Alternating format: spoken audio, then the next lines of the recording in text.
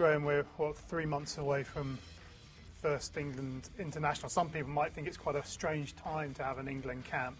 Perhaps you can tell the viewers out there why the England set up call all the top players together in August. It's good to get the lads in 5 weeks or so after the summer tour. And it's also important with the World Cup year to get some baseline scores, in terms of their strength, not just their medical, but their fitness. And what we've seen so far, the lads are very fit. They've obviously been working very hard coming into our camp.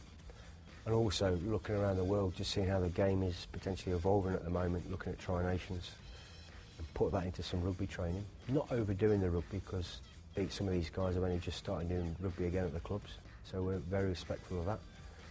But just looking at our rugby, our attack, our defence, and our continuity game around that breakdown, and try and see what improvements we can put in place now, sow the seed with the players, so they can start the Premiership with that in mind, knowing what we're looking for, and knowing what they need to do to beat the best teams in the world, which are coming over in autumn.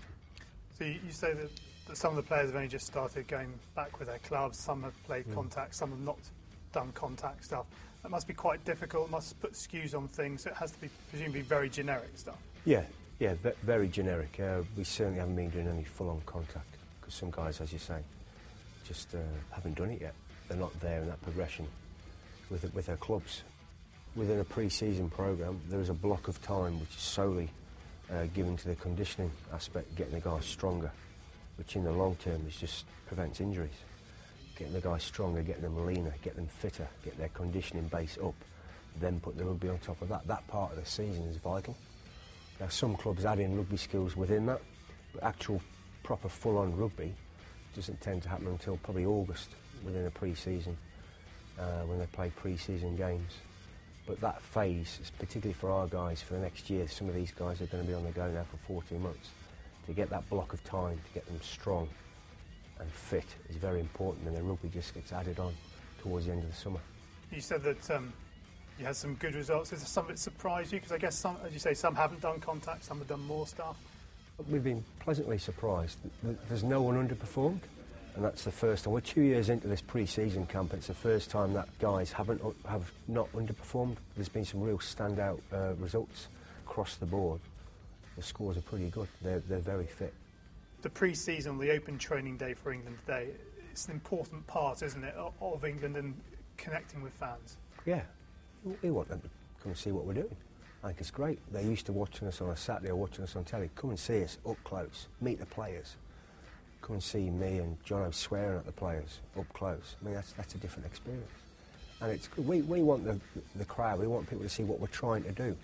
And hopefully they'll see that coming through in our game. I think it's fantastic, that kind of meet and greet and interface with the fans. And for the players, it must be quite nice to have a training session more relaxed. Maybe they think, oh, we're not going to get beaten quite as much by the coaches today because there are people watching. Get beaten more. We can't have them making mistakes in front of everyone. No, there's a bit of pressure. There's a good crowd turning up. I think there's a commentator as well, commentating on what we're doing. No, it's just a very different challenge. A lot of these guys are used to training on a wet and windy pitch out the back of a stand somewhere with no one watching them. So no, it's just a different experience for them, but I think it's great for the fans. Because as a coach, I mean, you were a specialist coach in June 07. A year later, in August 08, you went up to assistant coach. Quite a rapid rise from a player who you only retired, what, 4 years ago? 3 years ago. I played my last proper game, but I wasn't very good. So probably 4 years ago. But as a specialist coach, I mean, my speciality was the scrum, or is the scrum.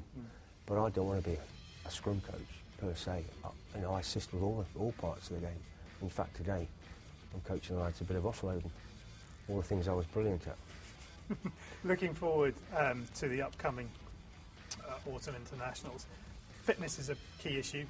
Not as many injuries, hopefully, touch wood, as there were this time last year. But looking for much more improved performance this year as opposed to last year. And there's a lot of difference now, isn't there? I think we're a lot more settled. I think this time last year we had some injuries, particularly front row. We were calling guys like Paul Doran-Jones into the squad, who some of the coaches have never even heard of, never mind seen. And he came in, stepped up, and he's progressed. He had a great summer tour, and we've kept an eye on all season. So this year we're a lot more settled, and we're on the back of a real confidence-boosting game in Sydney, which doesn't make us world champions. It's just what we needed moving forward.